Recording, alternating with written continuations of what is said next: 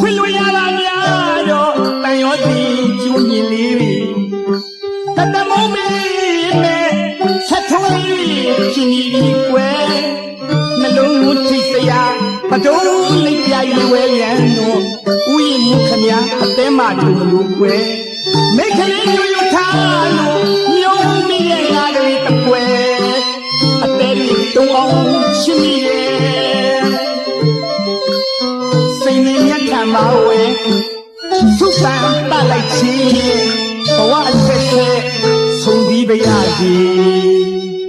ဝဲ